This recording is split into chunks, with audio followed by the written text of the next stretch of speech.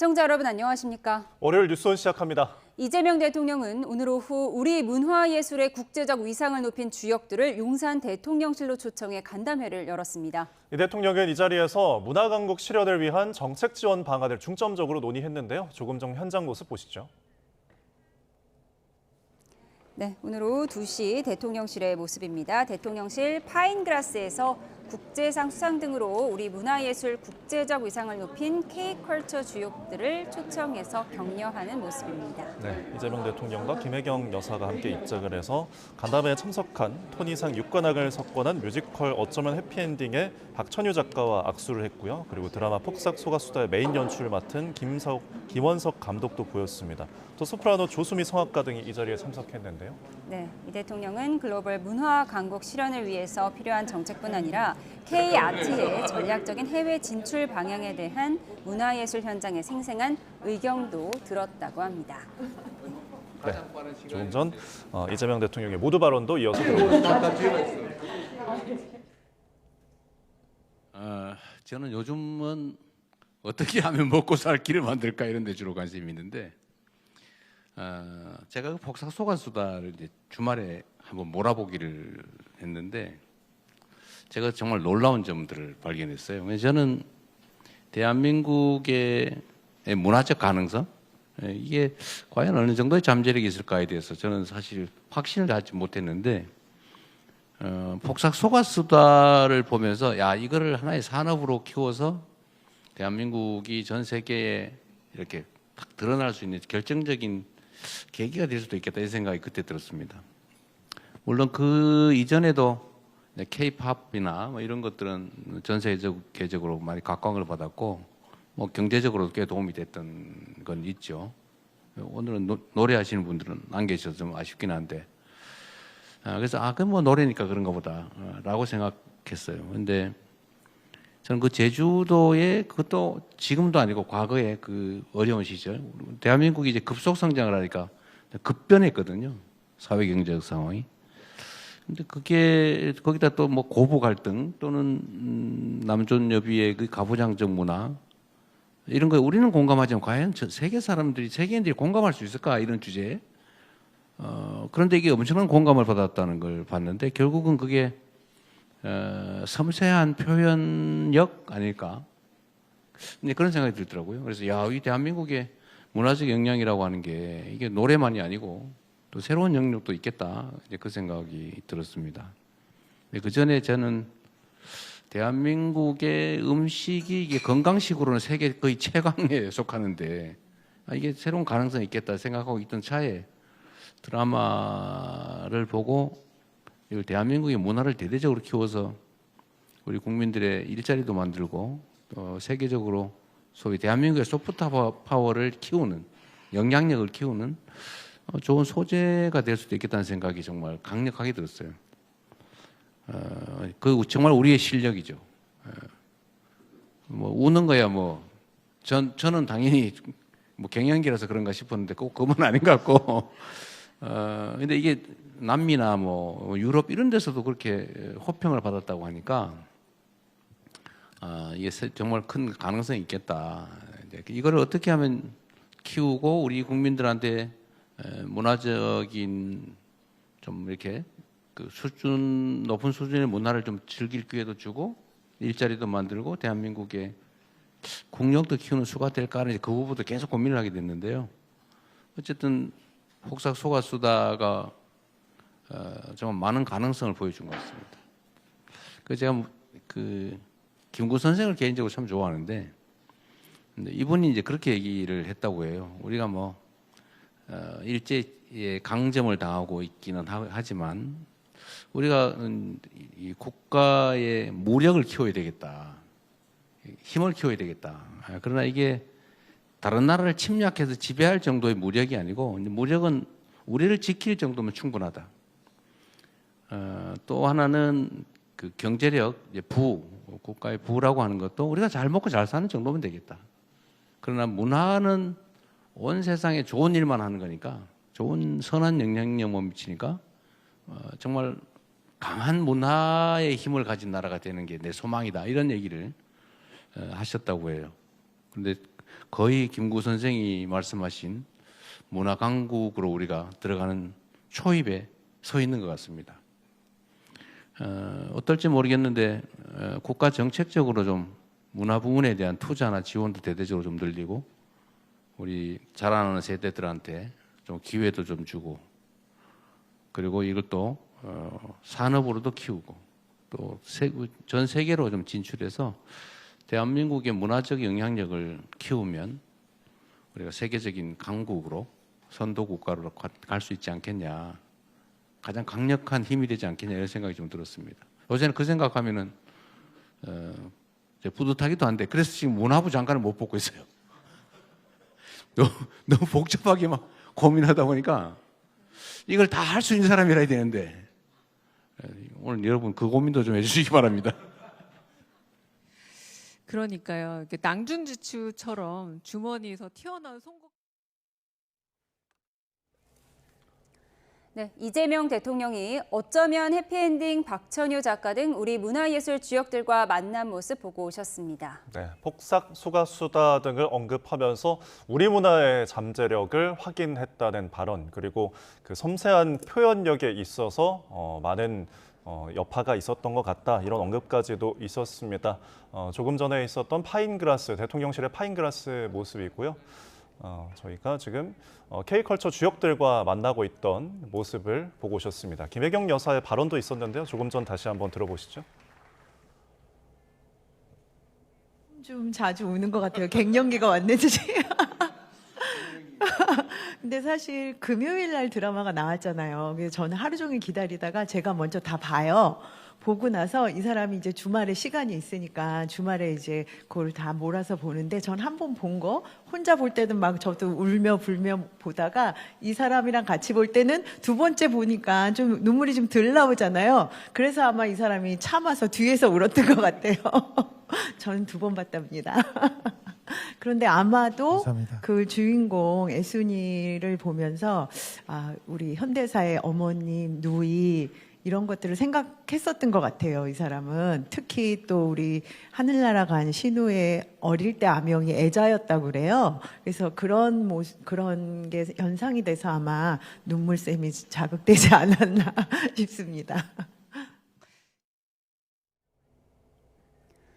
네, 다음 소식 이어가겠습니다. 내란 특검이 윤석열 전 대통령에게 내일 2차 조사를 위해 출석하라고 통보했습니다. 윤 전 대통령 측은 곧 특검에 출석할지를 밝힐 것으로 보입니다. 자세한 내용 취재기자 연결해서 알아보겠습니다. 이경국 기자.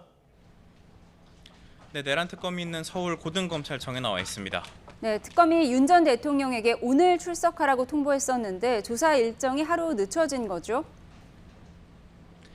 맞습니다. 애초 특검은 윤 전 대통령에게 2차 조사를 위해 오늘 출석할 것을 통보했었습니다.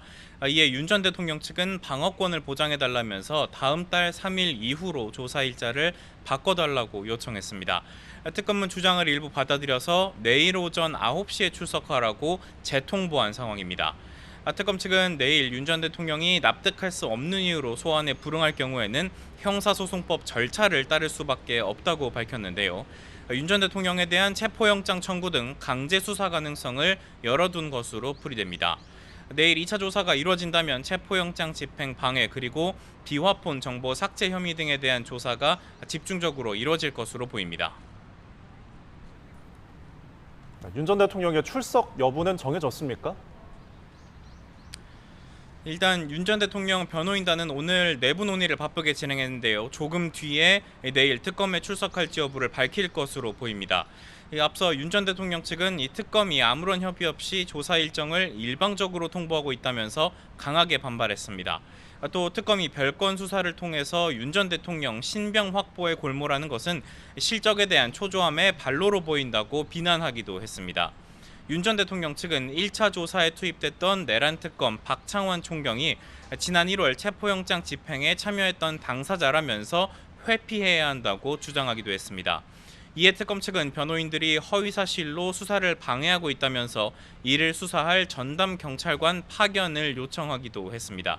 윤 전 대통령 측은 특검의 이 같은 대응을 비판하고 적법 수사를 촉구하는 추가 의견서를 오늘 제출했습니다. 네, 이런 가운데 내란 특검이 오늘 강희구 전 대통령실 부속실장을 불러 조사하고 있다고요? 맞습니다. 내란 특검 오늘 오전부터 강의구 전 부속실장을 불러서 조사하고 있습니다. 강 전 실장은 지난해 비상계엄 선포 전 일부 국무위원들에게 대통령실로 들어오라고 연락했던 인물이고요. 또 계엄 선포 직전 열린 국무회의에 회의록 초안을 작성한 것으로도 알려져 있습니다. 당시 회의는 5분 만에 끝났었는데 40분가량 진행된 것처럼 초안이 작성됐다가 이후에 수정됐다는 의혹이 제기되기도 했습니다. 윤 전 대통령 2차 조사를 앞두고 특검이 국무회의 관련 진술 확보에 나선 것으로 풀이됩니다. 네, 다른 특검들도 조만간 본격적인 수사에 돌입한다고요? 맞습니다. 김건희 특검과 최상병 특검 모레인 다음 달 2일 현판식을 열고 본격 수사에 착수합니다. 먼저 광화문에 둥지를 튼 김건희 특검, 도이치모터스 주가 조작과 건진법사, 명태균 의혹 등 모든 사건을 이첩받아서 검토하고 있습니다. 다만 특검 측은 김 여사 측과 소환 관련 협의를 하지는 않고 있다면서 시기는 적절한 시점에 결정하겠다고 설명했습니다. 최상병 특검은 임성근 전 해병대 1사단장에게 수사 개시 당일인 모레 오후 2시까지 출석하라고 통보했습니다. 임 전 사단장은 최상병 소속 부대 지휘관으로서 당시에 수중수색을 지시했던 인물이고요. 김건희 여사가 관련됐을 가능성이 있는 구명 로비 의혹의 당사자이기도 해서 핵심 수사 대상으로 꼽힙니다. 이와 함께 최상병 특검은 국방부에 박정훈 대령 항명 사건의 항소심 재판 기록 이첩을 요청하겠다고도 밝혔는데 항소 취하 여부를 검토할 것으로 전망이 됩니다. 지금까지 서울 고검에서 전해드렸습니다. 이재명 대통령의 대선 후보 시절 불거진 대법원 전원합의체 판결을 둘러싼 논란을 다루는 전국 법관대표회의가 오늘 다시 열렸습니다. 네, 회의에 오른 안건 5개 모두 부결이 됐는데요. 취재기자 연결해서 자세한 논의 내용 알아보겠습니다. 신기혜 기자, 의견이 많이 갈렸다고요? 네, 오늘 열린 전국 법관대표회의 임시회의에서는 지난달 회의에 이어 재판의 공정성과 사법부 신뢰, 재판 독립성 침해 우려 등과 관련해 논의를 진행했습니다. 오전 10시에 시작한 회의에는 재적법관 126명 가운데 90명이 참석했고 2시간 만인 낮 12시에 끝났는데요. 오늘 회의에는 지난 회의에서 상정된 7개 안건을 5개로 통합 조정해 논의가 진행됐는데 안건 5개 모두 과반수의 찬성을 얻지 못해 부결됐습니다. 법관들 사이 의견은 크게 3갈래로 나뉘었습니다. 대법원 판결로 사법신뢰가 훼손돼 사법신뢰 회복을 위해 의견 표명이 필요하다고 보는 의견과 이번 판결을 이유로 한 여러 조치들의 재판 독립 침해 우려에 관한 의견 표명이 필요하다고 보는 의견, 또 진행 중인 사건의 판결과 절차 진행의 당부에 관한 법관들의 집단적인 견해 표명으로 여겨질 수 있는 만큼 의견 표명은 자제해야 한다는 입장 등으로 갈린 건데요. 법관대표회의는 보도자료를 통해 이 같은 의견들이 서로 합의에 이르지 못해 안건이 부결됐다고 설명했습니다. 다만 재판제도와 법관 인사제도와 관련해 분과위원회를 구성하고 재판 독립 등과 관련한 후속 논의를 진행해 12월 정기회의에서 정식으로 건의하기로 했습니다. 네, 오늘 회의는 이재명 대통령의 후보 시절에 나왔던 대법원 전원합의체 판결을 계기로 열린 거죠.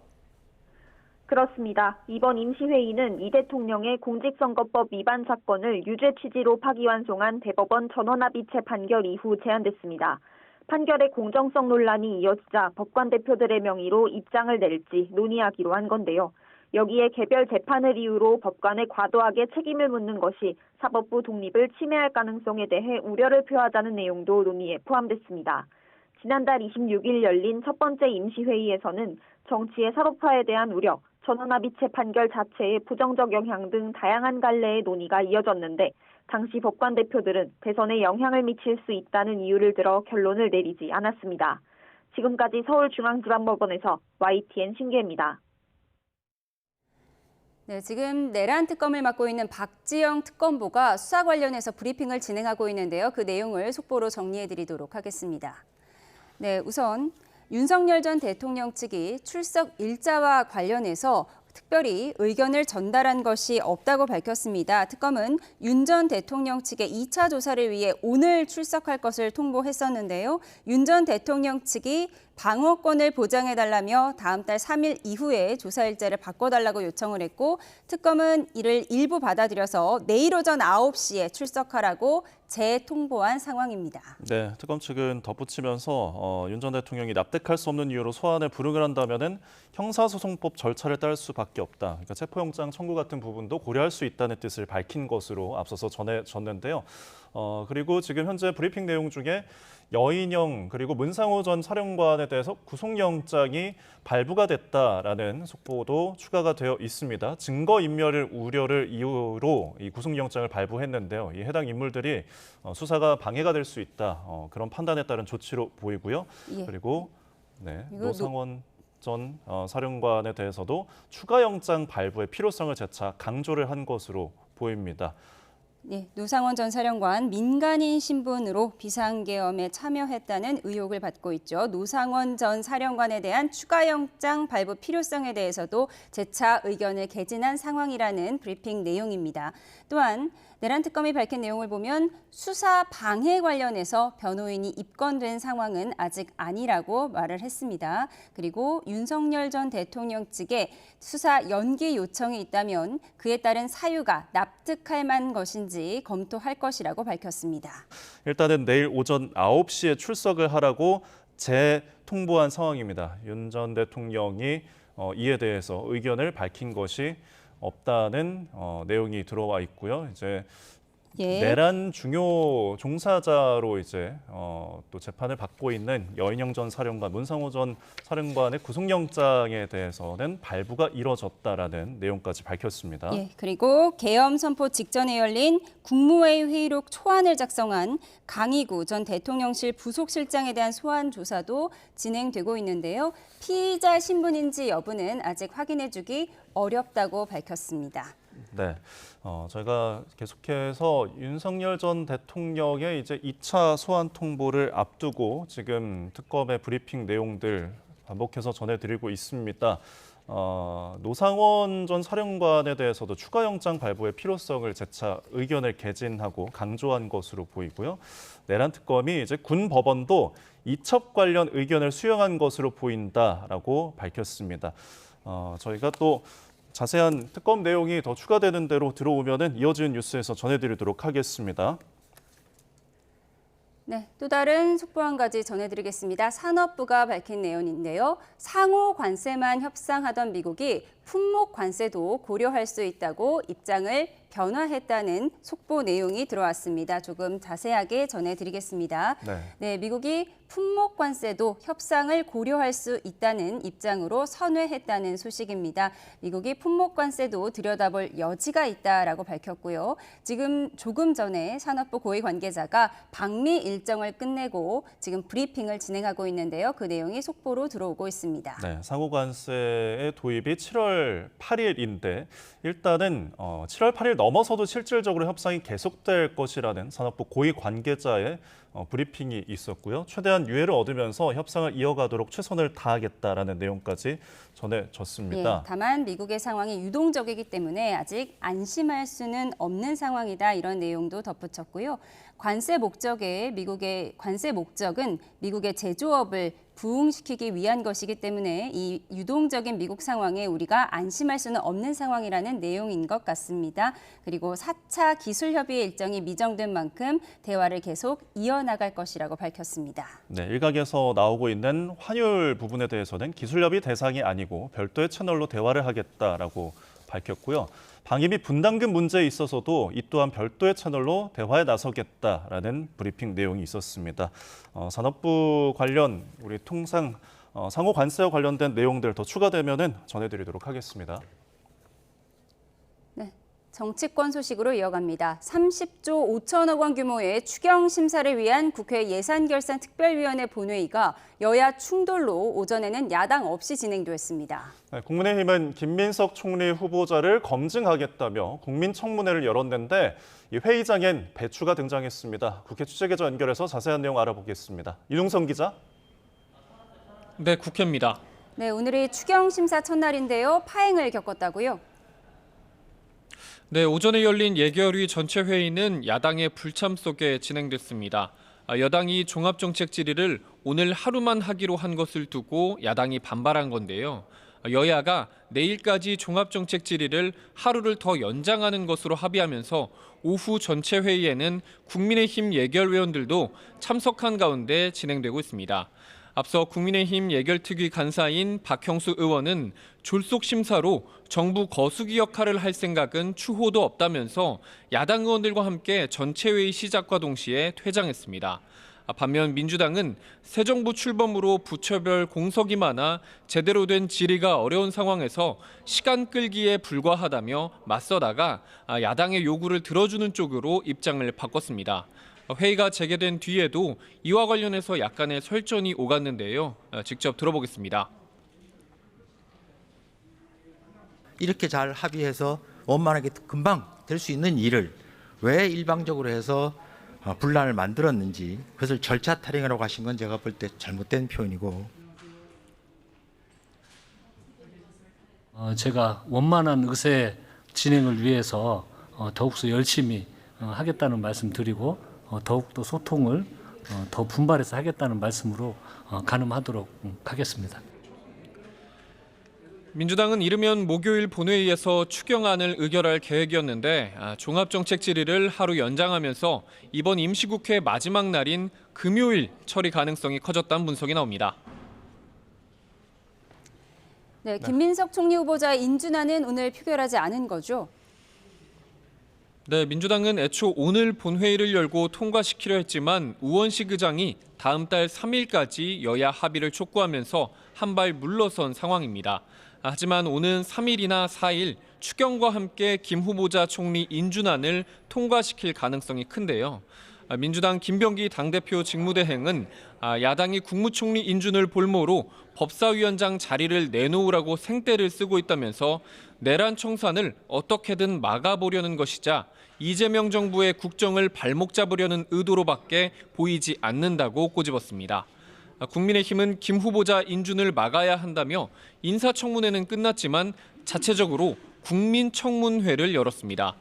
회계사와 농업인 등 일반 시민들과 함께한 국민청문회 회의장엔 김 후보자가 배추농사 투자로 수익을 벌었다는 걸 풍자하기 위해 배추 10여 포기를 쌓아도 눈길을 끌었습니다.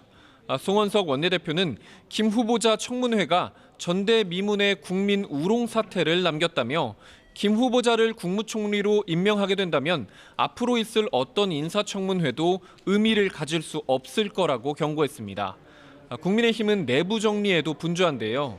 오늘 임기가 끝나는 김용태 비상대책위원장 후임은 예상대로 송원석 원내대표가 겸임하고 내일 전국위원회를 열어 비대위를 구성하기로 했습니다.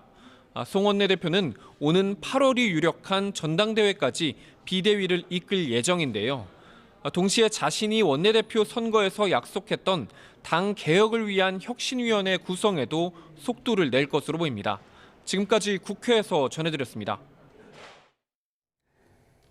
6월의 마지막 날 전국 곳곳에 폭염특보가 발효됐습니다. 네, 특히 남부지방의 폭염 기세가 거센데요. 35도가 넘는 찜통더위가 연일 계속되고 있습니다. 저희 YTN 취재기자가 폭염 속 감자 수확 현장에 나가 있는데요. 연결해 보겠습니다. 이명준 기자. 네, 경남 창녕군 영산면에 나와 있습니다. 네, 임 기자가 나가 있는 곳 어떻습니까?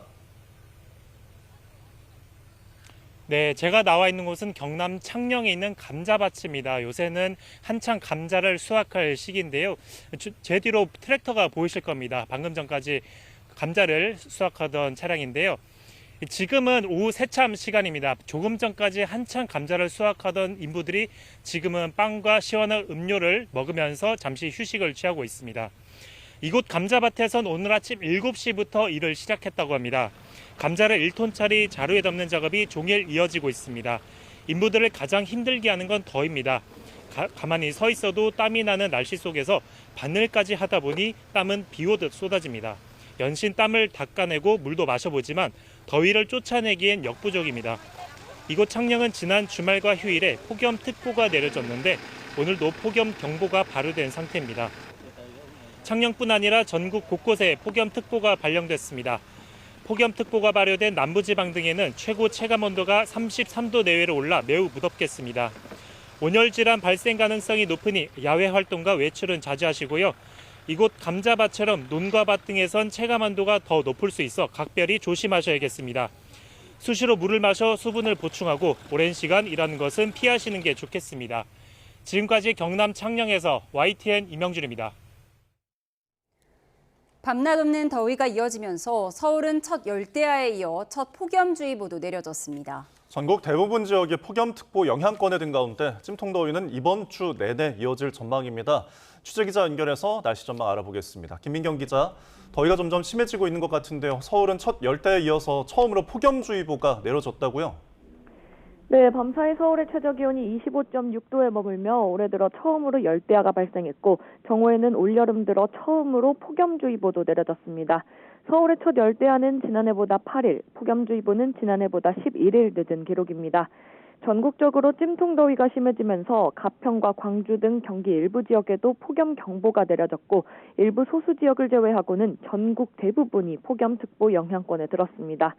오늘 서울의 기온은 31.2도, 체감온도는 32.3도까지 올랐고 경북 울진 36.7도, 경주 36.6도, 강릉 36.1도 등 폭염경보가 내려진 지역을 중심으로는 기온이 34도 이상, 체감온도도 35도 안팎으로 올랐습니다. 우리나라를 뒤덮은 북태평양 고기압의 가장자리를 따라 고온 다습한 남서풍이 계속해서 유입되고 있기 때문인데요. 내일도 한낮에 대부분 지역의 체감온도가 33에서 35도를 웃도는 무더운 날씨가 이어질 전망입니다. 네, 장마 실종이라는 말이 나올 정도로 요즘은 비 대신 더위만 기승인데요. 오늘과 내일은 소나기 가능성이 있다고요? 네, 오늘은 수도권과 강원, 영남을 중심으로 내일은 내륙 대부분 지역에 소나기가 예보됐습니다. 비의 양은 지역에 따라 오늘은 5에서 20mm, 내일은 5에서 40mm가 될 걸로 보입니다. 북태평양 고기압이 우리나라를 다 덮으면서 장맛비를 몰고 오던 정체전선은 북한 부근으로 밀려 올라갔습니다. 우리나라는 북태평양 고기압의 가장자리를 따라 따뜻하고 습한 남서풍이 다량 유입되면서 수증기가 풍부한 상태인데요. 여기에 낮 기온이 오르면 대기 불안정이 커지면서 소나기가 쏟아질 가능성이 큰 겁니다. 내륙 전역에 소나기 예보가 있어도 소나기는 지역에 따라 강도가 달라 같은 동네에서도 비가 강하게 쏟아지거나 안 올 수도 있어 최신 기상 정보를 수시로 확인해야 합니다.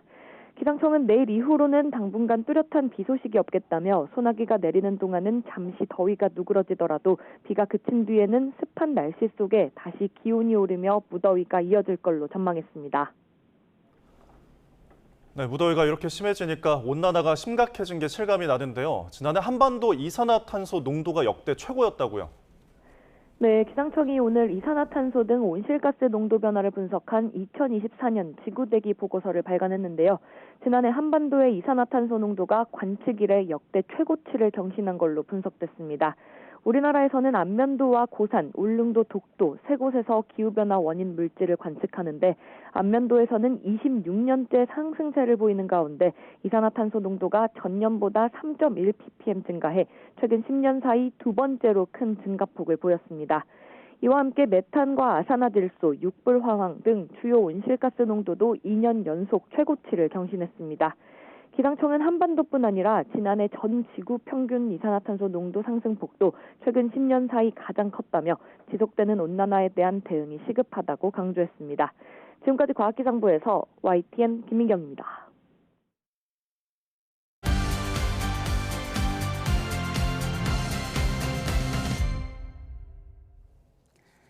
정책 겉과 속을 들여다보는 정치온 시작합니다. 오늘은 전용기 민주당 의원, 김희정 국민의힘 의원, 배종찬 인사이트K 연구소장 세 분과 함께 집중 분석해 보겠습니다. 어서 오세요.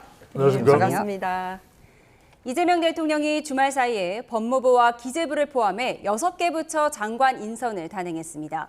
이로써 전체 19개 부처 중 17개 부처 장관 인선을 하면서 이재명 정부 초대 내각 구성도 사실상 마무리됐는데요. 전체 인선의 특징을 보면 아무래도 정치인이 많다는 점을 알 수 있습니다. 여야 목소리 듣고 오시죠. 문재인 정부와 이재명 정부는 갑작스런 대통령의 탄핵 파면으로 인수위가 없는 정부가 출범했다는 공통점이 있죠. 예. 그렇기 때문에 급격하게 빠른 예. 속도로 전국을 안정시키고 새로운 개혁을 이뤄야 할 공동의 목표가 있던 정권입니다. 예. 그렇기 때문에 대통령의 통치 철학이나 이런 것들을 잘 이해하고 있고 그립감이 센 정치인 출신의 그런 현역 장관들을 초대 내각에 입각시키는 비율이 높을 수밖에 없고 높은 것이 또 자연스러운 일입니다. 장관 인선할 때 이제 국민 추천 같은 거 받는다고 얘기를 했잖아요. 네. 근데 뭐 실제로 보면 대부분 이재명 대통령을 위해서 그동안 뭐 애쓴 분들 뭐 약간은 좀 의원 내각제 같은 느낌도 있기도 하고 정성호 장관 내정자는 상당히 강성 장관이 올 거라는 것도 있었는데 문재인 정부 시절에 추미애 장관이라든지 조국 장관의 반면교사가 좀 있었던 것 같고 이 정부의 핵심적인 정책이라든지 핵심적인 의사결정은 역시 친명 중심으로 갈 것이라고 보고 모양 내기용 그 인선에는 비명이라든지 또는 기업인이라든지 이런 분들을 많이. 네, 이렇게 국토부와 문체부를 제외한 초대 내각 장관 인선이 마무리가 됐습니다. 17명 가운데 7명이 현역 국회의원이에요? 그렇습니다. 기본적으로 개혁을 앞두고 있고 인수위가 없었기 때문에 그 조정 역할을 할 사람들이 필요하다는 겁니다. 그래서 다른 장관들 같은 경우에는 전문성을 강조해서 실력 있는 사람들로 인선을 했는데 조정이 필요한 업무, 그러니까 지금 나오는 것처럼 법무부 장관이나 행안부 장관 같은 경우에는 검찰 개혁을 앞두고 빠르게 장관들끼리 연락을 해서 조정하는 업무가 필요하거든요. 그런 곳에는 정치인을 넣어서 기본적으로 그립감도 강력하게 지을 수 있게끔 하고 서로 조정하는 역할들을 조금 빠르게 진행시키고자 하는 그런 모양새를 좀 볼 수 있을 것 같습니다. 예, 장관 인선할 때 뭐 현역 불패론도 있긴 하지만 지금 국민의힘에서는 의원 내각제 수준이다 이런 비판이 나오고 있습니다. 저는 지금 허용하고 있기 때문에 국무위원 의원들이 겸직하는 거에 대해서는 나쁘지 않게 보고 있습니다. 방금 전용기 의원이 얘기했듯이 국회에서 조정하는 능력을 잘할 수 있으면 굉장히 좋죠. 그런데 실제로 가장 최고봉이라고 할 수 있는 김민석 후보 같은 경우가 국회 경력도 굉장히 깁니다. 그런데 역대 어떤 후보보다도 국회 무시를 가장 너무 심각하게 하고 있어요. 왜냐하면 의원 생활을 오래 했기 때문에 국회에서 행정부에서 주는 자료가 얼마나 소중한지 그리고 적극적으로 이제 국회의 요구에 응하는지를 보여줘야 되고 그리고 또 워낙 잘 아는 분들이니까 소통을 잘했으면 좋을 텐데 내놓고 무시하잖아요. 뭐 자료 하나도 안 주고 주기로 했다는 거. 그런데 그런 것들이 다른 이제 후보들에게도 영향을 미칠 것 같다라는 생각이 들어서 소위 의회를 잘 아는 의회주의자들이 가서 소통과 협체 역할을 한다면 의원들이 많이 갈수록 더 좋은데 그게 아니라 국회에서의 교착 상태가 행정부로 그대로 전가가 돼서 교착 상태가 굳어지면 결국 그 손해는 국민들이 보게 될까 봐 그게 우려스럽습니다. 저는 김민정 의원님이랑 우리 인사청문회를 같이 했는데 저는 김민석 총리 후보자 같은 경우가 제일 잘할 것 같다라는 생각을 가지고 있습니다. 이 자료 논란 같은 경우에는 청문회 과정 중에서 여러 가지 논란거리도 있었습니다. 조정이 좀 안 된 부분들 때문에 실제로 청문위원들 간에 좀 감정 싸움도 있었던 것 같은데요. 기본적으로 국회를 잘 알고 있고 그 조정하는 역할을 아마 개인 면면이 보면은 국민의힘 의원들과도 굉장히 관계를 잘 이끌어 나갈 거기 때문에 총리 후보자에 대한 걱정은 전혀 없다라는 말씀을 좀 드리고 싶고 아마 다음 그 장관들의 청문회를 지켜보면서도 그런 부분들이 일정 부분 해소되지 않을까 하는 기대감도 있습니다. 예, 총리 후보자에 대한 의견은 잠시 후에 조금 더 나눠보기로 하겠습니다. 잠시만요. 왜냐하면 저기 발언을 했기 때문에 제가 정정을 해야 될 부분이 있습니다. 뭐냐면 저희가 요청한 자료가 있고요. 후보께서 직접 이 정도면 내가 내일 이 자리에서 내놓을 수 있습니다라고 말한 자료가 있어요. 그래서 저희가 요청한 자료에 대해서는 어떤 식으로 핑계를 대도 빠져나갈 수 있다 하더라도 본인이 직접 나 증여세 냈으니까 자랑하듯이 얘기했어요. 그래서 증여세 납부 실적 내겠다. 그다음에 나 돈 빌렸다. 그러니까 무상으로 갖다 쓴 거 아니다. 그래서 돈 갚은 거 보여드릴게요 했는데 그런 거를 지금까지 안 내고 있잖아요. 사실 그런 거는 깔끔하게 본인이 내겠다고 했으면 내버리면 오늘 여기 나와서 우리가 이 얘기 할 필요도 없거든요. 그래서 그런 것들이 단순하게 그 하나의 자료가 문제가 아니라 국회나 국민들을 대하는 전체적인 태도에 있어서 의원으로서 더 나서서 의회와 그리고 그 의원들이 대표하고 있는 국민들을 무시하는 게 아니냐. 그게 우려스럽다라는 말씀 드린 겁니다. 예, 잠시만요. 저희가 속보가 들어와서 먼저 전해드리겠습니다. 윤석열 전 대통령 측이 내란 특검에 기일 변경을 요청했다는 속보가 들어왔습니다. 내용을 보면 피의자 한겨레신문은 강제 수사가 아닌 임의 수사인 만큼 형사소송법과 관련 법령에 의해서 변호인과 충분한 시간을 둬야 한다 이런 입장을 밝혔습니다. 윤석열 전 대통령 측이 내란 특검에 기일 변경을 요청했다는 속보가 들어왔습니다. 네, 윤석열 전 대통령 측은 7월 3일 이후에 출석하겠다고 밝힌 바가 있고요. 내란 특검 측은 일부를 수용해서 내일 오전에 출석하라고 통보한 바는 있죠. 네, 법률 대리인단은 특검의 7월 1일로 지정된 기일을 다시 3일 이후로 변경해달라. 그러니까 기존의 입장을 다시 한번 재차 요청한 겁니다. 7월 1일로 지정된 기일을 다시 3일 이후로 변경해달라고 요청을 했고요. 새로운 출석일을 정함에 있어서 변호인과 사전 협의를 해달라 이렇게 요청을 했다고 합니다. 이에 대한 자세한 소식은 들어오는 대로 다시 한번 전해드리도록 하겠습니다. 네, 장관 인선에 대한 대담을 이어가고 있었습니다. 사법개혁의 키를 쥔 법무부 장관의 정성호 의원, 행안부 장관의 윤호중 의원 등 측근 인사들을 대통령이 기용했는데요. 검찰 개편을 염두에 두고 법무, 행안 장관에는 비검찰 출신, 그리고 민정수석에는 검찰 출신으로 삼각 편대를 짰다는 평이 나오고 있습니다. 특히 친명계 저장인 정성호 후보자와 이재명 대통령과의 인연이 주목받고 있죠. 저희가 정리해봤습니다.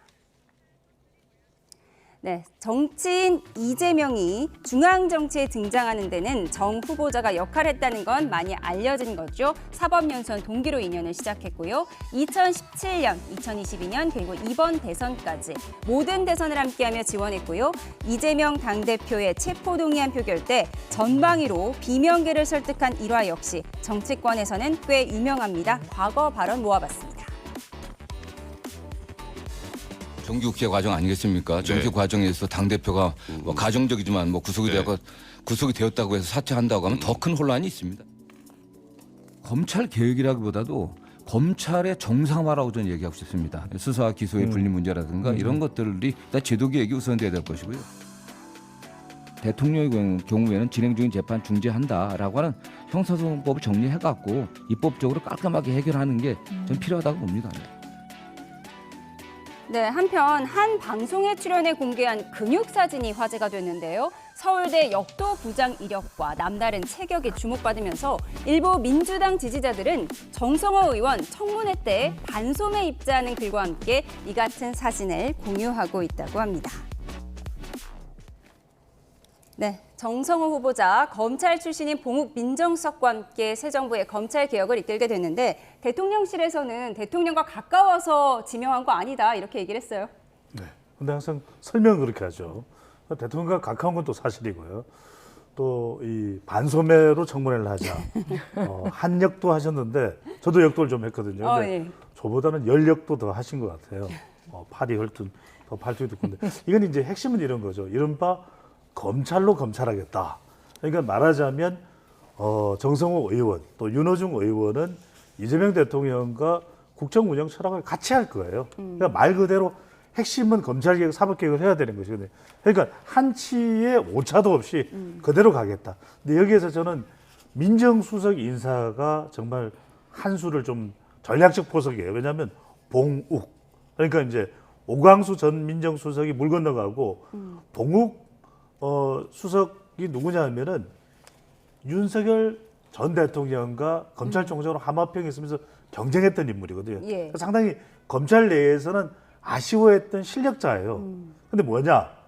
오광수 전 민정수석보다도 더 검찰에서는 검찰의 인물이거든요. 그러니까 오히려 오광수 전 수석이 물러난 자리에 더 검찰의 상징적인 인물을 갖다 놓은 거예요. 그래서 검찰로 검찰하겠다. 여기에는 한치 빈틈없이 윤호중, 그 다음에 정성호 일종의 이제 쌍역도가 되겠죠. 이렇게 해서 완전히 한치 오차도 없게 하겠다. 이 의지를 분명히 의중을 분명히 보였다라고 볼 수 있겠습니다. 예, 오광수 전 수석이 임명됐을 때 검찰 출신이라는 점 때문에 민주당 내부에서도 반발이 조금 있었잖아요. 그런데 이번에 봉욱 수석도 검찰 출신이란 말이죠. 지금 민주당 분위기는 어떻습니까? 지금 민주당 내부에서는 크게 반발은 없는 것으로 확인했습니다. 왜냐하면 기본적으로 검찰에 대한 비신뢰는 윤석열 정부부터 가지고 왔다라고 보고 있거든요. 그리고 문재인 정부 때도 당연히 그 논란거리가 있었는데 그때도 검찰총장이 윤석열 대통령이었습니다. 그런 식으로 검찰 인사가 굉장히 좀 안 좋은 모습만 보여주다 보니 그 상대적인 거부감을 가지고 있는 건 맞으나 분명히 검찰 내부를 잘 알고 있는 사람들이 검찰 개혁을 주도했을 때 가장 확실하게 처리할 수 있다라고 하는 기대감이 생겼던 거죠. 그리고 함께 발표했던 내각 후보들이 결국에는 정성호 의원하고 윤호중 의원 아니겠습니까? 검찰 개혁을 하면서 가장 먼저 단행돼야 될 것이 검찰 내부 그리고 수사를 담당하는 사람들에 대한 인사입니다. 그 인사를 정확하게 지적할 수 있어야 되는 것이고 대통령실 내부에서도 원래 검찰이 가지고 있던 그 조직 내 문화들 이런 내용들이 모두 공유가 돼야 되기 때문에 정성호 법무부 장관과 그다음에 봉욱 민정수석이 콜라보를 맞추다 보면 충분히 검찰 개혁을 할 수 있을 것이다라고 한 기대감 때문에 내부에서도 큰 동요는 없다. 여기에서 결국에는 수사를 누가 할 것이냐의 문제가 나오는데 경찰에 대한 행정 인사를 가지고 있는 것이 결국 행안부 장관 아니겠습니까? 그래서 정성호 후보자와 그다음에 윤호중 후보자의 이런 정무적인 관리 능력들을 한껏 발휘하고 거기에 뒷받침하는 것이 봉욱 민정수석이다. 이것은 검찰 출신이기 때문에 내부 사정을 모른다라는 비판도 덜 받을 것이라서 저는 해당 부분들 그러니까 이 3자 구도를 잘 맞춘 것이 내부적으로도 크게 거부감이 없다라는 말씀 좀 드리고 싶습니다. 다만 걱정하시는 분들도 계세요. 그러나 아마 대통령실에서 이런 부분들을 다 감안하신 인사이기 때문에 그 비판들은 오래가지 않을 것 같다라는 생각이 있습니다. 예, 정성호, 윤호중 후보자 그리고 봉욱 수석, 검찰개혁의 트로이카라는 표현도 나오고 있는데요. 한편 의정 갈등 수습이라는 과제를 안고 있는 보건복지부에는 정은경 전 질병청장이 임명됐는데요. 오늘 출근길 목소리 직접 듣고 오시죠. 최근에 주식 보도 관련해서 논란이 있었습니다. 근데 보도 내용에 잘못된 내용이 많이 있어서 청문회 과정을 통해서 사실관계를 기반으로 국민들께 충실하게 설명드리도록 하겠습니다. 네, 최근 정은경 후보의 배우자 주식 보유 논란이 불거진 것 관련해서 청문회에서 소명하겠다 이렇게 밝혔는데 국민의힘에서 대비하고 계시죠? 네. 지금 청문회에서 밝히겠다가 이제 유행이 될 것 같아요. 그래서 제가 앞서 김민석 후보의 좋지 않은 전례가 문제다라고 얘기를 한 거거든요.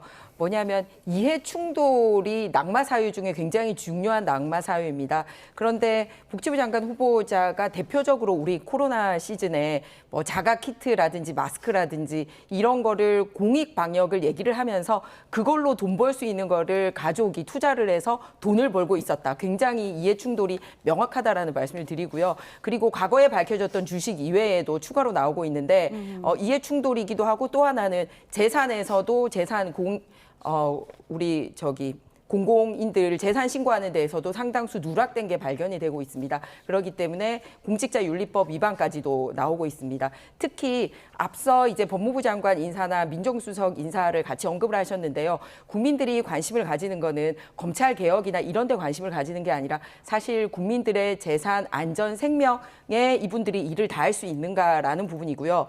그리고 그 다음은 지금 인사청문회와 관련돼서는 그 장관과 수석이 인사 검증을 담당을 해야 됩니다. 그런데 발표되는 걸 보면 검증하고 발표된 거 맞아? 이거는 재산이나 이런 것만 뒤져봐도 문제가 될 텐데 라고 할 정도로 이해충돌과 관련돼서는 정은경 후보자뿐만 아니라 정동영 후보도 이제 가족들이 다 본인은 국회의원이 돼서 태양광 관련된 법안을 발의했는데 그 전에 이미 부인이나 아들이나 그 동생이 전부 다 태양광 사업의 대표를 지내고 있고 6개나 운영을 하고 뭐 있고 이런 게 드러나지 않았습니까? 그리고 또 하나는 외교부 장관 같은 경우도 노무현 대통령 시절에 대통령실에 있으면서 사실상 그 정보를 이용하지 않았을까 의심되는 도로를 매입해서 일주일 만에 10억이나 올리는 그런 사례들이 있어요. 그래서 제가 이렇게 시리즈로 말씀드린 이유는 앞서 법무부 장관이나 민정수석은 이런 검증도 책임져야 되는 부분인데 이런 발표가 제대로 나오고 있지 않아서 전체적으로 걱정된다. 그래서 이해 충돌만은 막아달라. 그래야지 자신의 공직자 자리를 자신의 돈벌이로 이용하는 그런 공직자는 퇴출시켜야죠. 예, 네. 사실 이 주식 보유 논란 때문에 정은경 후보자가 지명되지 않을 거란 얘기도 있었는데 결국은 지명을 했습니다. 그러면서 대통령실은 국민 추천제에서 다수의 추천을 받았다 이렇게 얘기를 했거든요. 그렇죠. 이게 여론이죠. 여론은 분명히 정은경 후보자를 원하고 있을 거예요. 그러니까 코로나 때 워낙 맹활약을 했죠. 이미지가 좋아요. 그리고 대선에도 기여를 했습니다.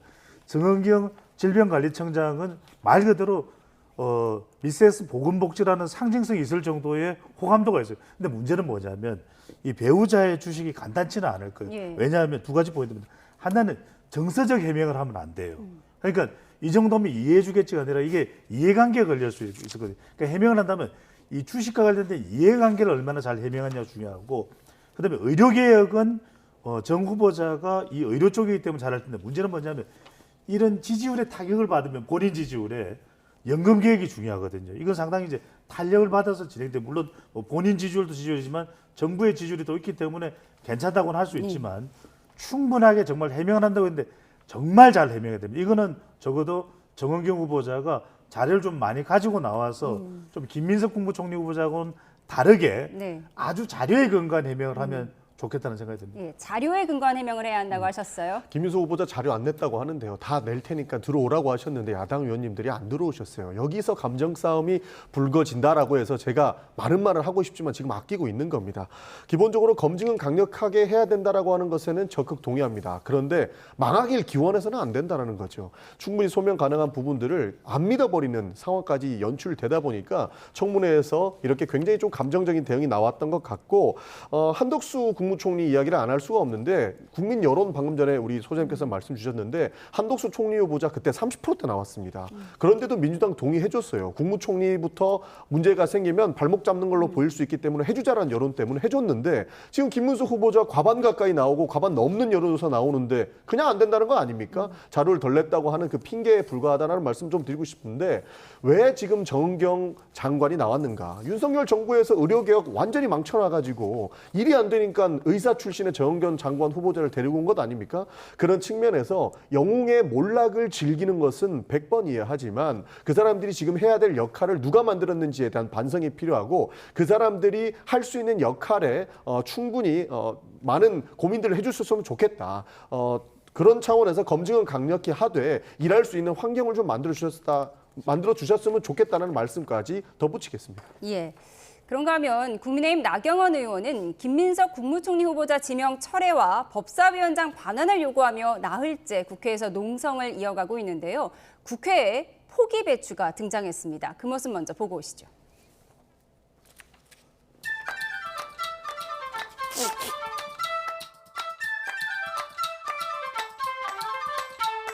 배추 농사, 반도자, 정여세 등 각종 의혹만 눈덩이처럼 불어났습니다.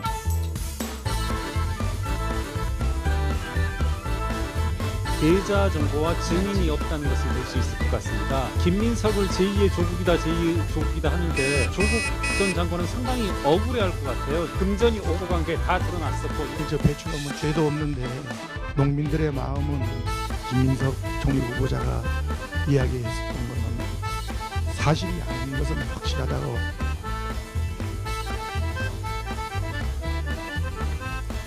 배추 총리, 그다음에 장농 총리, 스폰 총리 후보자는 안 되겠다. 인사청문회 준비 기간 동안 그렇게 김민석 후보자를 음해하고도 분이 풀리지 않았습니까? 이틀간의 인사청문회를 거치고도 국민을 설득하지 못한 실력이 창피합니까? 최근 여론조사 결과를 보면 국민은 이미 김민석 후보자를 인준한 것 같습니다.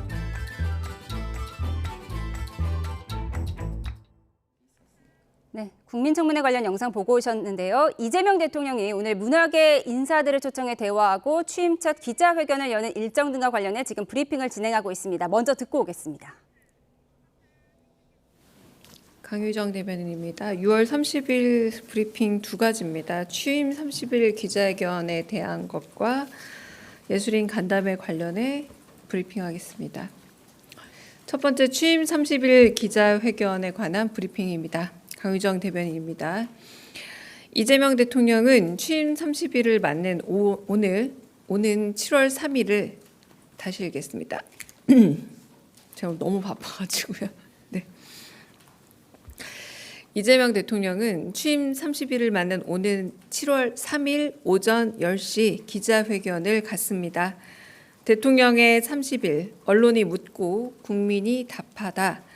제목의 이번 기자회견은 기자들과 보다 가까이 소통할 수 있는 타운홀 미팅 형식으로 진행됩니다. 문답은 민생 경제, 정치, 외교 안보, 사회 문화 등 분야별로 나눠 진행될 예정입니다. 이번 기자회견은 인수위 없이 출발한 이재명 정부의 국정 운영 조기 안착을 알리고 앞으로의 국정 운영 방향과 주요 정책 등에 대해 활발히 소통하는 자리로 마련될 것입니다. 제목 다시 읽어드리겠습니다. 대통령의 30일 언론이 묻고 국민에게 답하다입니다. 두 번째 브리핑입니다. 오늘 오후 2시 대통령실 파인그라스에서 문화 강국의 꿈 세계로 나아가는 대한민국 행사가 열렸습니다. 이 자리에는 토니상 6관왕을 석권한 뮤지컬 어쩌면 해피엔딩의 박천휴 작가, 프랑스 문화예술 공로 훈장 코망데르를 수훈한 조수미 성악가, 제78회 칸 국제영화제 학생부문 1등상을 수상한 허가영 감독, 한국 남자 무용수 최초 로잔 발레 콩쿠르 우승한 박윤재 발레리노, 드라마 폭삭 소가수다의 메인 연출을 맡은 김원석 감독이 참석했습니다. 이재명 대통령은 대선 기간 폭삭 소가수다를 보고 대한민국의 문화적 잠재력에 놀랐다면서 문화산업으로 일자리를 만들고 국력을 키울 방안을 고민하게 됐다고 언급했습니다. 김원석 감독은 한국적인 이야기가 세계의 시청자를 울린 이유를 보편성과 휴머니즘의 힘이라 말했습니다.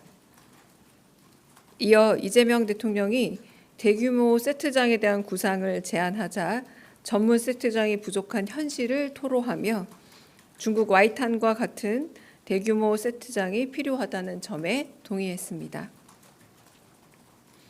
조수미 성악가는 재능을 빛내기 위해서는 개인의 재능과 노력만큼이나 국가 지원이 중요하다 말하며 세계 각국의 한국문화원이 문화 허브로 역할할 수 있음을 또한 강조했습니다. 박윤재 발레리노는 해외 무용수들은 16살에 유명 발레단에 입단하는 반면 한국의 남자 무용수들은 군 복무 문제에 발목이 잡혀 꿈을 펼치기 어려운 점을 토로했습니다.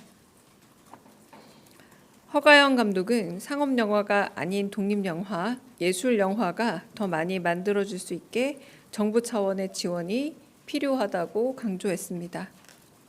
더불어 비전공자인 자신이 영화를 배우고 국제 무대에 진출할 수 있었던 건 한국영화 아카데미의 지원 덕분이었다며 영화인 양성 교육에 정부가 더 많은 관심을 기울여 줄 것을 당부했습니다. 토니상 6개 부문을 수상한 어쩌다 해피엔딩의 박천휴 작가는 한국 현지와 세계적인 무대 사이의 연결이 곧 가장 현실적인 지원 책임을 강조하며 우리말, 우리 감정으로 이루어진 작품의 보편성이 세계 주요 무대에 소개될 수 있는 장을 국가가 지원해 줄 것을 요구했습니다.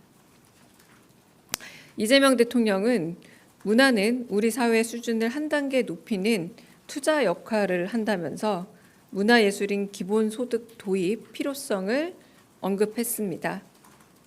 더불어 문화가 워낙 다종다양해 문화정책의 우선순위를 정하는 것도 문체부 장관 후보자를 찾는 것도 쉽지 않다며 관료적 탁상 공론이 아니라 수요자들이 정말 원하는 정책을 가감없이 발굴하고 실현해야 한다 강조했습니다.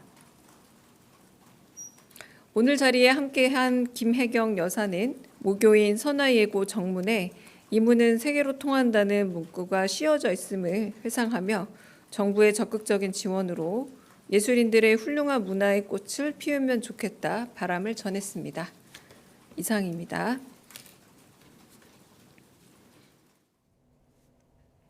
네, 대통령실 브리핑 내용 듣고 오셨습니다. 이재명 대통령이 취임 30일을 기념해서 오는 7월 3일 오전 10시에 기자회견을 열 예정입니다. 언론이 묻고 국민에게 답한다라는 제목의 기자회견, 타운홀 미팅 형식이 될 거라고 합니다. 더 자세한 소식은 들어오는 대로 추가로 전해드리겠습니다. 국민의힘에서 진행하고 있는 국민청문회 관련 영상을 앞서 보여드렸는데요. 배추 18포기를 쌓아놓고 청문회를 진행했어요. 예, 일단 많은 국민들이 인사청문회 과정에서 어떻게 하면 2억 투자를 해서 돈도 돌려받고 약 3년간 매달 450만 원도 벌 수 있느냐.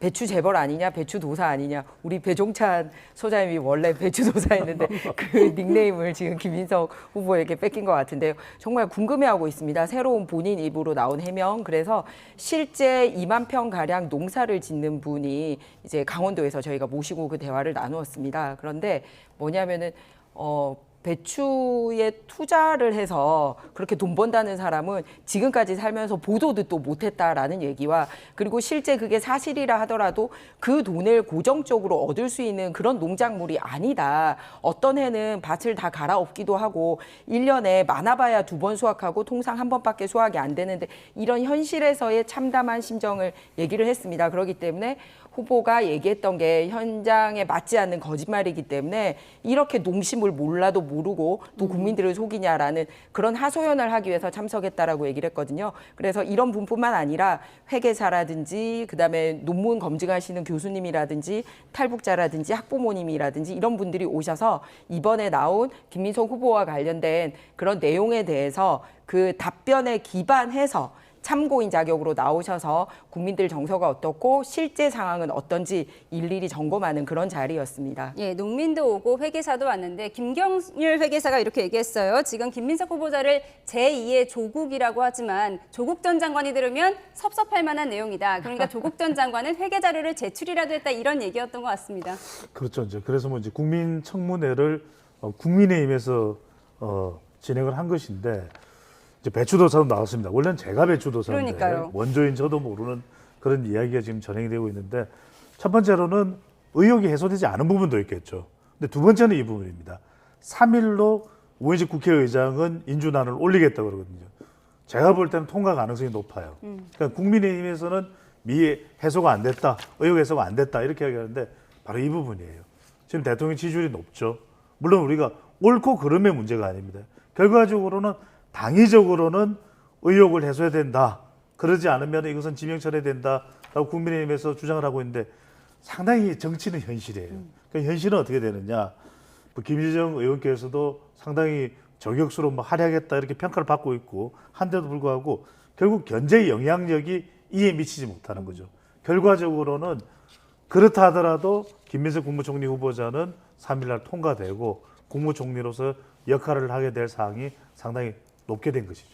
그러니까 뭐 회계사나 농부나 데리고 와서 현실을 알려준다고 말씀하시는데 저도 의문점인 게 저분들이 국민의힘 내부자가 아니라고 하는 그런 자신이 있는지 한번 물어보고 싶어요. 실제로 국민의힘 관계자들이 수도 있다라고 하는 의심도 있는 거 아닙니까? 그래서 뭐 그 부분도 충분히 해소될 거라고는 보지만 뭐 저는 아직까지 오히려 실수를 하고 있고 선동 정치를 하고 있다라고 보는 게 기본적으로 그 투자를 했고 투자 수익이 어디서 나왔냐라고 했더니 배추 얘기를 했더니 배추 총리라고 하고 있고 그 여러 가지 수익이 있었던 거에 대해서 해명이 나오니까 그 돈을 뭐 장롱에 쌓아놓았다라고 하면서 장롱 총리 이야기를 하고 있는 거거든요. 저는 처음부터 끝까지 음해고 그 음해로 지금 선동을 하고 있다라고 볼 수밖에 없는 겁니다. 저는 대부분이 해소가 됐고 그때 당시에 증여세 냈던 자료들도 회의 장소만 들어오면은 이 부분들은 다 공개하겠다. 그라고 이야기했습니다. 그러나 청문위원들이 들어오지 않았죠.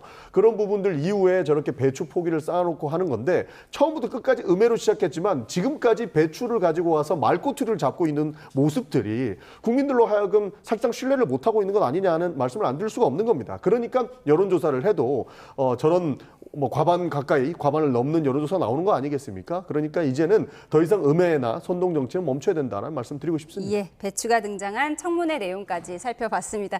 아주 짧게 반론 듣겠습니다. 네, 만약에 언론이 다 이해를 했고 일반 국민들이 다 이해를 했는데 국민의힘만 이해를 못했다면 국민의힘이 잘못한 거겠죠. 그런데 어떤 언론에도 지금까지 제기된 문제에 대해서 명쾌하게 해결이 됐다라고 얘기하고 있는 언론이 없습니다. 그리고 자료를 국민의힘이 안 받아간 것처럼 얘기를 하는데 그러면 국민의힘이 안 줘도 되니까 언론에라도 공개하십시오. 그것도 안 하고 있지 않습니까? 그래서 지금은 워낙 정권 초기고 또 하나 대통령의 정가가 워낙 더 크기 때문에 사람들이 무뎌진 감도 없잖아 있습니다. 그렇다라고 해서 정권 초기에 밀어준다라고 해서 있던 죄나 있던 의혹이 없어지는 건 아닙니다.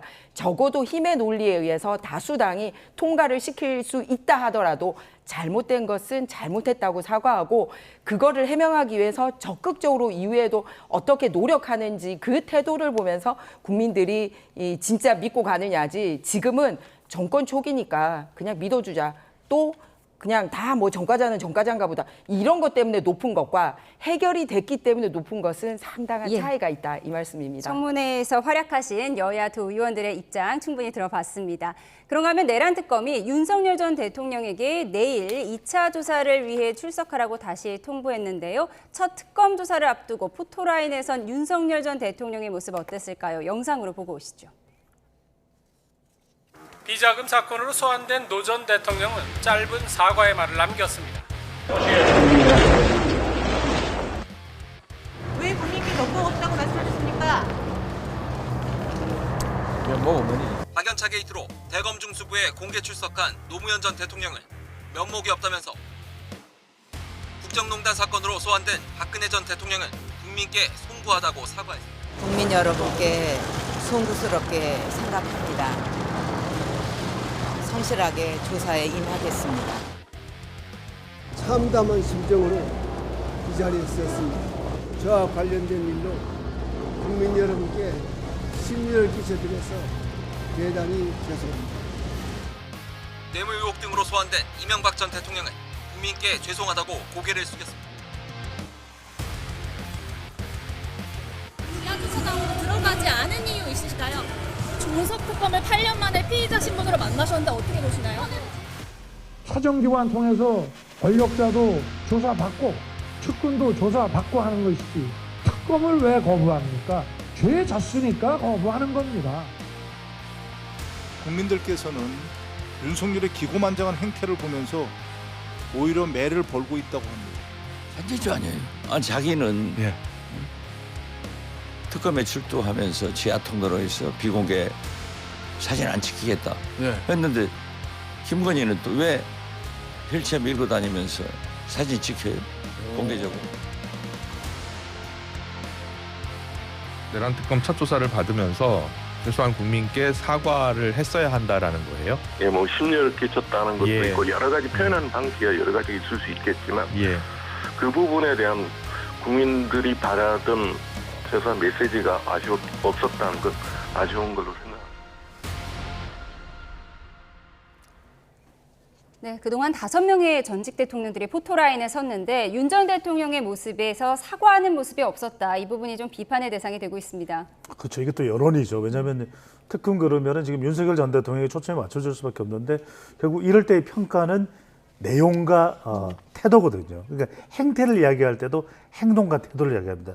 보통 이제 이런 것이 긍정적으로 평가를 받으려면 적투지, 적극적이어야 되고 투명해야 되고 지속이 돼야 되는데 제일 핵심인 이 사과 내용이 이제 빠져 있다 보니 그러면 사과를 이야기하고 당당하게 수사를 받겠다 이렇게 이제 윤석열 전 대통령이 태도를 보이면 되는데 그렇게 보이질 않거든요. 그러다 보니까 이런 것들이 이제 부정적으로 이어지고 국민의힘 내부에서도 그러다 보니까 이제 우려의 목소리가 나오게 되는 거죠. 예, 국민의힘 내부에서도 이렇게 우려의 목소리가 나오는 가운데 김용태 국민의힘 비상대책위원장이 오늘 퇴임했습니다. 지난달 12일 권영세 전 비대위원장의 후임으로 당 비대위원장에 지명된 지 49일 만인데요. 소회 듣고 오시죠. 이 당에 오랫동안 자리 잡고 있는 깊은 기득권 구조가 있다면 그리고 그 기득권이 당의 몰락을 가져왔으면서도 근본적 변화를 가로막고 있다면 국민의힘에는 더 이상 미래가 없습니다. 탄핵의 강을 넘기 위한 구성원들 간의 대화와 타협을 통해서 이 탄핵의 강을 넘을 수 있는 리더십이 있기를 바라겠습니다. 대선 이후에 국민의힘의 실질적인 혁신 움직임을 점수적으로 한다면 저희 개혁에 대한 점수를 말씀드리면 빵점이라고 생각합니다. 네, 김 비대위원장 퇴임 기자회견에서 백의 종군을 선언했습니다. 그러면서 대선 뒤에 당의 혁신 노력을 빵점이다 이렇게 평가했는데요. 어떻게 보셨습니까? 일단 아직까지 점수를 쌓기 시작을 안 한 거죠. 이제 혁신위원회를 구성을 해서 점수를 차곡차곡 쌓아가야 된다고 생각합니다. 그리고 절대 하루아침에 쌓이는 점수가 아니고요. 그래서 혁신위원회 구성이 원내, 원외 그리고 외부 전문가들까지 이제 구성이 되면 차곡차곡 일정씩 쌓아가겠습니다. 그리고 김용태 위원장이 백의종군하겠다는 의미도 비대위원장 있을 때뿐만 아니라 또 우리 당의 국회의원으로서 그런 역할을 하겠다는 의미로 드리고요. 요즘 우리 당의 분위기는 혁신, 반성, 책임 이런 거에 이번 반짝하는 게 아니라 우리가 계속 가져가야 된 그런 중요한 주제지 않나라는 거에 의원들이 공감을 하고 김 있습니다. 비대위원장이 추진하려고 했던 혁신안이 추진되지 못한 것에 대한 그런 아쉬움 아니었을까 싶은데요. 뭐 본인은 임기가 오늘 끝나니까 그런 아쉬움이 있습니다만 이제 시작입니다. 네, 그렇게 해서 송은석 원내대표가 결명하게 되었죠. 사실 뭐 김용태 비대위원장이 저렇게 평가할 수밖에 없는 상황이 됐다고 봅니다. 기본적으로 김용태 비대위원장이 추진하려고 했던 혁신안들을 사실 중진 의원들이 대놓고 불편해했던 모습들을 저희가 봐왔거든요. 그리고 김용태 비대위원장을 흔들려고 하는 모습들을 봐왔고 이렇게 사실 뭐 백의종군 하겠다고 했지만 오늘로써 개혁종군으로서는 끝났다라고 평가할 수밖에 없는 상황이 됐습니다. 그런 측면에서 아무리 혁신을 하려고 한다고 하지만 본인들이 듣기 싫은 이야기를 듣지 않고 애써 무시하려고 했던 모습들을 봤을 때는 그 진정성을 의심할 수밖에 없는 상황이 됐던 것이고 김용태 비대위원장이 조금 더 혁신안에 대해서 강력하게 비춰주기를 바랬던 사람으로서는 참 안타깝게 생각을 하고 조금 더 노력을 했으면 좋겠다라는 생각도 가지고 있습니다. 국민의힘의 내부 상황까지 살펴봤습니다. 지금까지 정치온 전용기 민주당 의원, 김희정 국민의힘 의원, 배종찬 인사이트K 연구소장과 함께했습니다. 고맙습니다. 감사합니다.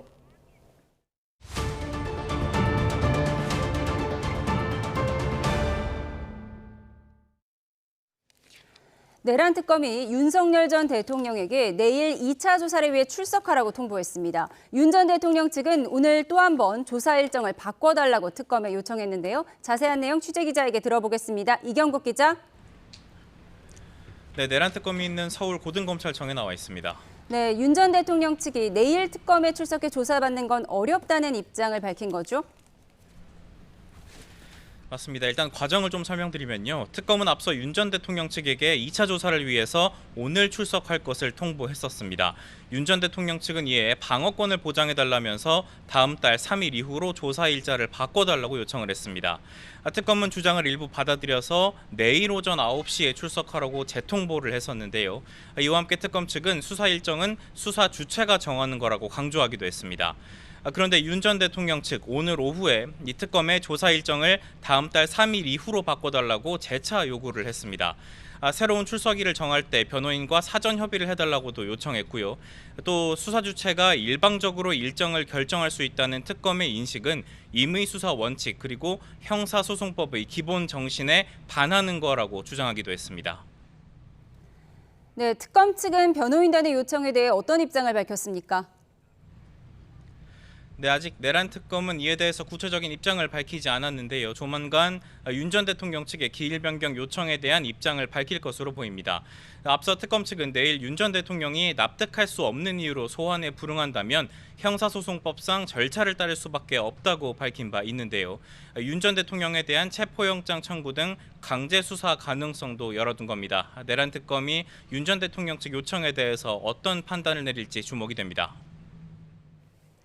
네, 이런 가운데 내란 특검이 오늘은 강희구 전 대통령실 부속실장을 불러서 조사하고 있다고요? 맞습니다. 내란 특검 오늘 오전부터 강희구 전 실장을 불러서 조사하고 있습니다. 강 전 실장은 지난해 비상계엄 선포 전 일부 국무위원들에게 대통령실로 들어오라고 연락했던 인물이고요. 또 계엄 선포 직전 열린 국무회의의 회의록 초안을 작성한 것으로도 알려져 있습니다. 윤 전 대통령 2차 조사를 앞두고 특검이 국무회의 관련 진술 확보에 나선 것으로 풀이가 됩니다. 이런 가운데 군 검찰이 내란 특검과 협의해서 추가로 기소한 여인형 전 방첩사령관 그리고 문상호 전 정보사령관이 추가로 구속이 됐습니다. 앞서 군 검찰은 이들을 기소하면서 구속영장 발부를 함께 요청했었는데 중앙지역 군사법원이 증거인멸 우려를 이유로 구속영장을 발부한 것으로 확인이 됐습니다. 네, 내란 특검 외에 다른 특검들도 조만간 본격적인 수사에 돌입하죠. 맞습니다. 김건희 특검과 최상병 특검 모레인 다음 달 2일 현판식을 열고 본격적인 수사에 나섭니다. 먼저 김건희 특검 도이치모터스 주가 조작과 건진법사, 명태균 의혹 등 모든 사건을 이첩받아서 검토하고 있습니다. 다만 특검 측은 김 여사 측과 소환 관련 협의를 하진 않고 있다면서 시기는 적절한 시점에 결정하겠다고 설명을 했습니다. 최상병 특검은 임성근 전 사단장에게 수사 개시 당일인 모레 오후 2시까지 출석하라고 통보를 했습니다. 임 전 사단장 최상병 소속 부대 지휘관으로서 당시에 수중 수색을 지시했던 인물이고요. 또 김건희 여사가 관련됐을 가능성이 있는 구명로비 의혹의 당사자이기도 해서 핵심적인 수사 대상으로 꼽힙니다. 이와 함께 최상병 특검은 국방부에 박정훈 대령 항명 사건의 항소심 재판 기록 이첩을 요청했다고도 밝혔는데 항소 취하 여부를 향후 검토할 것으로 전망이 됩니다. 지금까지 서울 고검에서 전해드렸습니다.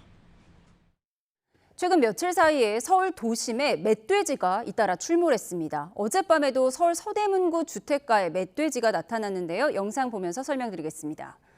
저녁 8시 50분쯤입니다. 도로를 달리는 차량의 블랙박스 영상인데요. 터널 앞에서 이렇게 서행하고 있는데 왼편 수풀에서 뭔가 움직이는 것 같죠? 갑자기 멧돼지가 출몰합니다. 도로에 뛰어드는데요. 곧이어 쿵 하고 차량에 부딪히는 것까지 확인할 수 있습니다. 이렇게 쿵 하고 부딪혔는데요. 이 갑작스러운 상황에 운전자는 비명을 지르며 차를 멈춰 세웠습니다. 어젯밤 9시쯤 서울 신촌동 금화터널 인근에 멧돼지가 돌아다닌다는 신고가 소방에 접수됐습니다. 멧돼지는 이후 대신동, 이대부고 주변 등 도심 주택가를 40여 분 동안이나 활보했는데 다행히 다친 사람은 없는 것으로 파악됐습니다. 경찰은 금화터널 인근에서 순찰차로 멧돼지를 막은 뒤 전문 엽사를 투입해 사살했습니다. 앞서 지난 27일에도 서울 상계동 주택가에 멧돼지가 나타나 신고 접수 50여 분 만에 사살됐습니다. 네, 지금 제 뒤로 보시는 곳 경남 창녕의 한 감자밭입니다. 그늘 하나 없는 이 태양볕 아래에서 일하는 농부들을 보면 저까지 땀이 흐르는 기분인데요. 이곳의 체감 온도는 35도에 육박했습니다. 전국 곳곳에 폭염특보가 내려진 가운데 밤낮을 가리지 않는 찜통더위가 본격 시작됐습니다. 윤지아 기자의 보도입니다. 경남 창녕의 감자밭입니다. 내리쬐는 햇볕 속 고개 숙인 농민들의 이마에는 땀이 쉴 새 없이 흘러내립니다. 선풍기가 달린 작업복을 입고 선풍기를 목에 걸기까지 했지만 찜통 더위는 가시지 않습니다. 날씨가 너무 더워가지고 우리 인부들이 참 이 작업 능률이 한 70%밖에 안 돼요. 그 더워갖고 물도 많이 먹어야 되고 또 일하다가 넣어서 그 시간 낭비가 많이 돼. 그러고 또 일을 하다 보면 너무 더우니까. 폭염경보가 내려진 창녕의 체감온도는 36도에 육박했습니다. 인근 밀양의 낮 기온은 35도를 넘겼고 남부지방은 평년보다 5도 이상 기온이 높았습니다. 전북 순창에도 이른 아침부터 폭염주의보가 내려졌습니다. 시민들은 불볕더위를 피해 시원한 물가 주변으로 하나둘 모여듭니다. 토요일, 일요일 너무 더워가지고 지금 오늘은 맘먹고 도시락 싸가지고 아침부터 나왔어요. 원래는 7월 중순쯤 돼야 되는 더위인데. 순창의 낮 최고 기온은 34도. 가만히 있어도 땀이 흐르는 더위에 여름을 어떻게 보내야 할지 막막하기도 합니다. 날씨가 지금 6월 말에도 오늘 30일인데 이렇게 더운지 모르겠어요. 이게 딴 데는 이게 안 더운 것 같은데 폭염 때문에 나왔어요. 밖에 나왔습니다. 오늘과 내일 전국 곳곳에 소나기가 예보됐지만 무더위를 식히기에는 역부족으로 보입니다. 기상청은 폭염특보가 더 확대되고 당분간 열대야도 이어질 것으로 보인다며 온열 질환에 각별한 주의를 당부했습니다. YTN 윤지아입니다. 네, 지금 제 옆에 영상은요. 지난 주말 인천 계양산 정상의 모습입니다. 한 남성이 산 정상에서 때 아닌 전기파리채를 휘두르는데요. 벌레들이 아랑곳하지 않고 날아다니죠. 두 마리가 함께 붙어 날아다니는 이 곤충, 붉은 등 5단털파리 일명 러브버그입니다. 언뜻 보기에도 수많은 러브버그가 떼지어 날아다니고 계단에도 새카맣게 쌓여 있습니다. 이렇게 삽과 빗자루를 가지고 쓸면 수북하게 모일 정도인데요. 직접 이 영상을 촬영한 시민의 이야기를 들어보시겠습니다. 온천지가 러브복으로 덮여가지고 제가 계양산을 자주 다녔는데 그런 광경을 진짜 처음 봐서 어떻게 표현이 안 될 정도였습니다. 인천 계양산 말고도 서울 강서구 등 도심 곳곳에서 러브버그 떼를 목격했다는 제보가 이어지고 있습니다. 이 러브버그는 지난 2022년쯤부터 우리나라에 출몰한 것으로 보이는데요. 갑자기 늘어난 개체들은 대부분 바다 건너 중국에서 날아온 거라고 합니다. 중국이 한 3, 4년 전부터 수해가 많이 나는 바람에 침수가 되고 거기서 서식할 수 없는 환경이 되다 보니까 얘네들이 이제 이동을 하기 위해서 이제 비상을 하다 보면 기류를 타버리는 거죠. 앉아야 돼. 또 상층부 기류들은 되게 빠르거든요. 충분히 며칠 만에 그냥 올라오는 거죠. 자, 이렇게 러브버그가 곳곳에 출몰하면서 누리꾼들은 자발적으로 만든 출몰 예상도도 만들었습니다. 바로 이 지도인데요. 빨간색은 러브버그가 자주 목격되는 곳, 노란색은 종종 목격되는 곳, 파란색은 언급 자체가 적은 곳으로 나눠서 표시했습니다. 이 빈도에 따라 러브버그 출몰을 예측하는 겁니다. 자, 러브버그는 수명도 길어야 일주일 남짓이고 장밋, 장맛비 등에 모두 휩쓸려 사라질 거라고 합니다. 그렇지만 개체수가 너무 많고 두 마리가 교미하며 함께 날아다니는 모습 탓에 민원이 폭증하고 있는데요. 러브버그는 불빛에 이끌리는 특성이 있어서 야간 조명 밝기를 최소화하고 밝은색 옷보다는 어두운색 옷을 입으면 집에 들어오거나 몸에 붙지 않는다고 합니다. 혹시나 실내에 벌레가 들어온다면 살충제보다는 이 휴지나 빗자루를 이용하거나 물을 뿌린 뒤 제거하는 게 좋다고 합니다. 지난 28일부터 정부가 고강도 대출 규제를 시행하면서 마포, 성동과 같은 한강벨트 아파트 시장의 매수 문의가 뚝 끊겼습니다. 대출 규제로 인해 자금 여력이 부족한 젊은 실수요자들이 오히려 역차별을 받을 가능성도 지적됩니다. 최두희 기자가 현장을 둘러봤습니다. 지난주 아파트값 상승폭이 역대 최대 수준을 기록한 마포구. 지난 28일부터 정부의 고강도 대출 규제 정책이 시행된 이후 부동산 중개업소는 한산한 모습입니다. 매매 수요는 전세 수요로 전환됐고 매수 문의도 뚝 끊겼습니다. 꼭 와야 되는데 이제 들어올 수 없으니까 거의 내가 보기엔 10억씩 대출해서 들어왔거든요. 근데 그게 안 되니까 전세 수요로 바뀐 것 같아요. 매수세는 거의 한 3%도 안 되고. 아파트 값이 역대급 주간 상승률을 기록했던 성동구 일대도 사정은 비슷합니다. 주말에 집 보러 오겠다는 손님이 예약을 줄줄이 취소했고 계약 건수는 급격히 줄었습니다. 3분의 2 부분 손님이 예약을 취소하셨고 이번 주 토요일 날 그리고 월요일 같은 경우에 거래 완료 건이 없습니다. 5건 이상이었는데 오늘 와보니까 한 건도 없네요. 거래량이 줄면서 관망세가 커지는 분위기인데 자금 여력이 부족한 실수요자들은 타격이 클 전망입니다. 반면 현금 부자들과 외국인은 사실상 대출 규제의 사각지대에 놓여 있다는 게 문제입니다.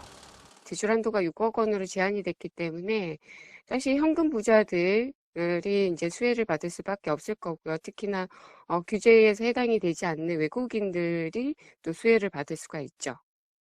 실제로 올해 들어 외국인이 신청한 집합 건물 소유권 이전 등기를 보면 중국인이 전체의 60.9%를 차지해 가장 많았고 이어 미국인 등의 순으로 나타났습니다. 대출 규제에 큰 영향을 받지 않는 인근 지역으로의 풍선 효과를 우려하는 목소리도 나옵니다. 실제로 지난주 금요일 정부의 대출 규제 발표 이후 한강벨트 지역 이외의 아파트나 빌라 등으로 투자 수요가 이동하는 분위기도 감지됩니다. 오히려 재개발, 재건축에 그런 금액 6억 밑에 대출 안 받고 갭 투자는 조금 더 상황이고 빌라 재건축, 재개발로 손님들이 몰린다고 봐요. 이에 더해 대출 규제 효과가 단기에 그칠 가능성도 있는 만큼 후속 대책을 통한 보완이 시급해 보입니다. YTN 최두입니다. 수도권 집값을 잡기 위해 디딤돌과 버팀목 등 정책 대출까지 대폭 축소에 나선 정부가 신생아 특례대출 소득기준 추가 완화도 시행하지 않기로 했습니다. 국토교통부는 신생아 대출의 소득 요건을 부부 합산 2억 원에서 더는 완화하지 않기로 했다고 밝혔습니다. 정책 대출이 집값을 끌어올리는 측면이 있다는 지적이 있고 정책 대출 규모가 급증하면서 재원인 주택도시기금이 빠르게 고갈되고 있기 때문으로 풀이됩니다.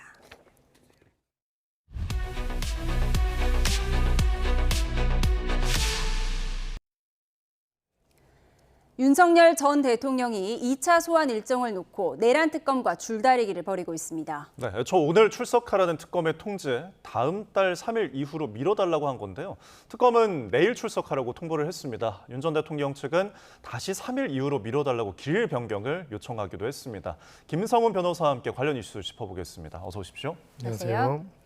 사실 하루 이틀 사이에 준비 상황이 크게 바뀔 것 같진 않은데 왜 이렇게 날짜를 놓고 줄다리기를 하는 걸까요? 네, 한마디로 이제 지금 그 피해자로서 이 사건에 입건된 윤석열 전 대통령 측에서는 무리한 수사를 계속 밀어붙인다라는 그런 메시지를 내기 위해서 이제 일정과 관련돼서 계속 이렇게 항변하고 있는 것으로 보입니다.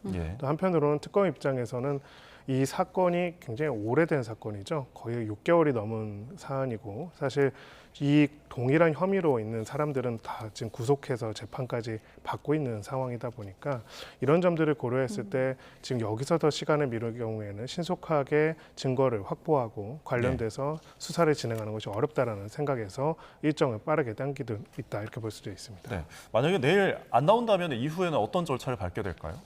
네, 이제 이분과 관련돼서 체포 영장의 발부까지도 고려할 것으로 보이고요. 일단은 지금 기일 자체를 뭐 사실 굉장히 크게 차이가 나는 시간도 아니지 않습니까? 그런 부분에 있어가지고 정당한 이유 없이 불출석했다라고 보고 다시 한번 체포 영장을 또 청구할 수도 있지만 그렇지 않다고 한다면은 이제 한 번 더 기일을 더 연기해가지고 하되 지금 종합적으로 이걸 고려할 것으로 보입니다. 이 사건 자체가 아예 처음으로 이제 막 수사가 들어오는 거라면은 지금에 있는 방어권 보장이나 여러 가지 이야기들이 나올 수가 있는데요. 결국 문제 제기가 되고 관련된 수사와 이런 내용들이 진행된 건지 한참 많은 시간들이 흘렀기 때문에 그런 부분에 있어가지고 일정 조율에 관한 지금 피해자 측의 항변이 얼마나 적정한 것으로 향후에 이제 영장을 청구를 한다면은 받아들여질 수 있을지 의문이 있는 사안이다 이렇게 볼 수 있습니다. 지금 날짜를 놓고도 줄다리기가 이어지고 있지만 지난 1차 조사 때는 조사자를 놓고 문제를 삼기도 했잖아요. 박창환 총경이 수사할 수 없다라면서 윤 전 대통령 측은 두 가지를 댔어요. 경찰이 나를 수사해서는 안 된다. 두 번째는 가해자가 피해자를 수사하면 안 된다. 이 두 가지인 거죠. 네, 그렇습니다. 근데 특검의 지휘를 받는 사법경찰관이 관련된 수사를 하는 것이 불가능하다라는 법리적인 해석의 사례가 있지는 않고요. 아마 전직 대통령으로서의 애우 차원에서 그런 부분들을 요구한 것이 아닐까라고 추론해 볼 수 있을 것 같습니다. 다만 이제 뭐 총경급 인사하기도 하고 이런 부분에 있어서 이것이 정당한 조사 거부 사안인지에 대해서는 법률적으로는 근거가 아직은 부족하지 않나라는 생각이 듭니다. 두 번째는 이제 과거에 윤석열 대통령 측의 전 대통령 측의 입장에 따르면은 과거에 불법 체포영장을 하려고 집행하려고 했던 당사자로서 고발 대상이 됐던 사람이기 때문에 자신은 피해자고 그 박종경은 가해자이기 때문에 받을 수 없다라고 이야기를 했는데 지금 경찰청에 이제 내놓은 자료를 보면은 윤석열 전 대통령에 대한 체포영장 집행 과정에 있어서 박종경이 관여한 부분도 없기 때문에 그런 이유로 이제 이 부분을 이야기하는 것들은 정당하지 않다 이렇게 밝힌 상황입니다. 네. 그리고 이 조서의 서명 부분 있잖아요. 이제 그 조사를 마친 다음에 하는 부분, 이제 체포영장 집행방해 혐의 조서는 서명을 안 했는데 국무회의 의결이나 외환 관련 조서에는 서명을 또 했어요. 근데 과거에 공수처에 있어서 그 조서는 아예 서명 안 했잖아요. 이번엔 그래도 서명을 했네요. 네, 그렇습니다. 뭐 사실은 이제 지금 공수처와 관련돼서는 계속 수사권이 없다라는 주장을 계속 되풀이했었죠. 하지만 이제 특검법이 통과되고 법률에 따라서 임명된 특검이기 때문에 수사권 관련돼서는 이제 어떤 이견을 제기하기가 어려운 상황입니다. 그런 부분에 있어가지고는 정상적으로 조서에 날인하는 게 일반적으로 당연한 거라고 할 수가 있고요.